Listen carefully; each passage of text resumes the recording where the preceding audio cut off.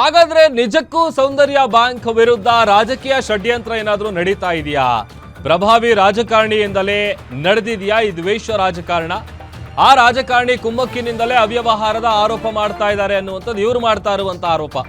ನಮ್ಮ ಸಂಬಂಧಿಕರು ದಾಸರಹಳ್ಳಿಯ ಪ್ರಭಾವಿ ರಾಜಕಾರಣಿಯಿಂದ ಕಿರುಕುಳ ಉಂಟಾಗ್ತಾ ಇದೆ, ನನ್ನನ್ನ ರಾಜಕೀಯವಾಗಿ ಮುಗಿಸೋದಕ್ಕೆ ದೊಡ್ಡ ಷಡ್ಯಂತ್ರ ನಡೀತಾ ಇದೆ, ಸಂಬಂಧಿಕರನ್ನೇ ಬಳಸಿಕೊಂಡು ನನ್ನನ್ನ ಮುಗಿಸೋದಕ್ಕೆ ಯತ್ನಿಸ್ತಾ ಇದ್ದಾರೆ, ಸ್ವಂತ ನನ್ನ ತಂಗಿ ಗಂಡ ಹಾಗೂ ತಂಗಿ ಮಗನನ್ನ ಬಳಸಿಕೊಂಡು ಒಂದು ಕುತಂತ್ರ ಮಾಡ್ತಾ ಇದ್ದಾರೆ, ತಮ್ಮದೇ ಕುಟುಂಬವನ್ನ ಬಳಸಿಕೊಂಡು ರಾಜಕಾರಣಿಗಳು ಷಡ್ಯಂತ್ರ ಮಾಡ್ತಾ ಇದ್ದಾರೆ ಅಂತೇಳಿ ಆ ಆರೋಪಗಳಿಗೆ ಪ್ರತ್ಯಾರೋಪ ಮಾಡ್ತಾ ಇದ್ದಾರೆ.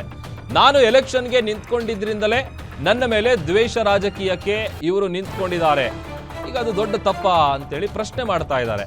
ದಾಸರಹಳ್ಳಿ ಪ್ರಭಾವಿ ರಾಜಕಾರಣಿಯ ವಿರುದ್ಧ ಬ್ಯಾಂಕ್ನ ಅಧ್ಯಕ್ಷ ಪಿ ಮಂಜಪ್ಪ ಅವರು ಮಾಡ್ತಾ ಇರುವಂತಹ ಗಂಭೀರ ಆರೋಪ ಇದು.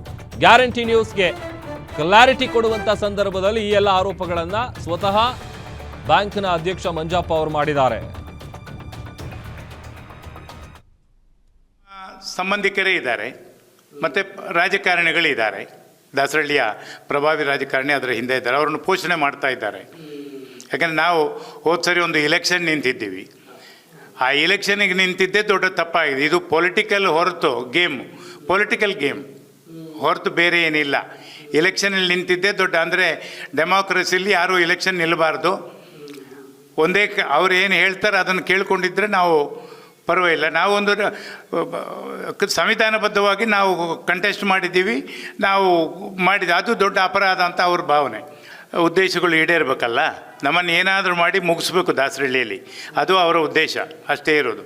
ತಂಗಿದೇನಿಲ್ಲ ಪಾಪ, ತಂಗಿ ಗಂಡ ಮತ್ತು ಅವನ ಮಗ, ಈಗೇನು ನಾವಿಲ್ಲಿ ಇರೋದು ಅವ್ರಿಗೆ ಇಷ್ಟ ಇಲ್ಲ, ಏನಾದರೂ ಮಾಡಿ ಹಾಳು ಮಾಡಿಬಿಡಬೇಕು.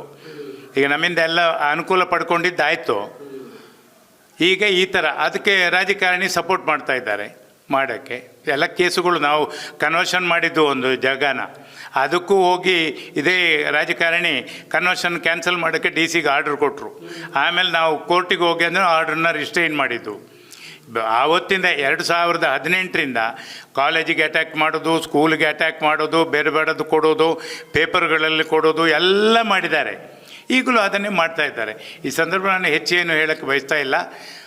ಸೌಂದರ್ಯ ವೆಂಕಟರಮಣ ಸ್ವಾಮಿ ಎಲ್ರಿಗೂ ಸದ್ಬುದ್ಧಿ ಕೊಡಲಿ ಅಂತ ಪ್ರಾರ್ಥನೆ ಮಾಡ್ತಾರೆ. ಇದರ ಹಿಂದುಗಡೆ ನಮ್ಮ ಸಂಬಂಧ